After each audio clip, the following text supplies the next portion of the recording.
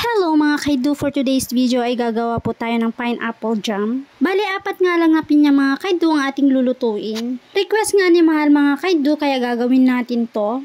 Ilaban tayo. Medyo mahal nga po ngayon ng pinya mga kaido dahil karugrugi lang nga agpuros iti pinyada mga kaido. Iso nga nangina. 4 nga lang ang ating kaya mga kaido, kaya ilaban natin to. As you can see mga kaido, binabalatan ko na tong pinya. Nung nabalatan ko na nga po mga kaido, ay tinanggal ko na yung mga mata niya. Dakam nga Ilocano, tiawag mi nga talaga di ta mata. Di mi amukan niya yun, anyat awag yun, hamaw nga mabalin nga agong. Kasi pag hindi kasi natanggal yung mata niya mga kaido, ay kakati yung dila mo. Habang nagtatanggal ako ng mata niya mga kaido, ay nagtitil muna ako kasi nagalasam. Yung syempre nasamit deta pinya nga nagatang minta mga kaido. Iso nga sulit di pinagbayad mi. Iti pa nagtadtad mat mga kaido, bali na iingpis lang tapno alalis ko nga maluto. No kahit mo binalsig mga kaido, ilaban mo.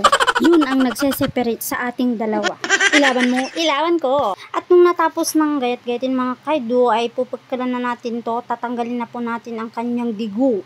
Okay lang naman mga kaido kung hindi nyo tanggalin. Sa amin kasi ay tinanggal namin. Kung ano po yung naaayon sa kagustuhan nyo, ilaban nyo. Huwag nyo pong i-judge yung kamay ko na walang gloves. Kasi ganito kasi kami mga Ilocano, hindi namin mapupagkalang isang bagay kung naka-gloves. Ang importante ay mahalaga ang akunada. Nadalos madeti imak mga kaido, sinabunak ti safeguard. So nga safe na safe.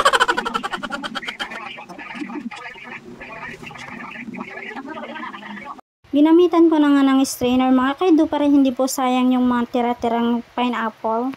Ang pagluluto ng pineapple jam mga kaido ay dapat natin bantayan. Baka maksot. Pumait nga minismo na mga kaido, so nga kailangan ket kiwar-kiwaran nga naling lalo na da asukar na nga inkabil mon. Bawal nga tayong makipagchismisan mga kaido pag nagluluto tayo ng ganito. Gun ngamin mga kaido na lalo na naimasam tinak ni Maritesa na lipatam diluluto maksaw. So mga mabalbalin mga kaido, tapam tangyo mo. Char jokes. So inasartay ni Victoria Purified Sugar Cane. Alam, nagpangdi katawa. Dapat sigudin natin na ikiwar-kiwar mga kaido para hindi po tumigas yung asukal niya. Dapat mga kaido ganito yung texture niya. Tulad nga ng sabi ko kanina mga kaido, dapat ay kiwar-kiwaran lang natin to.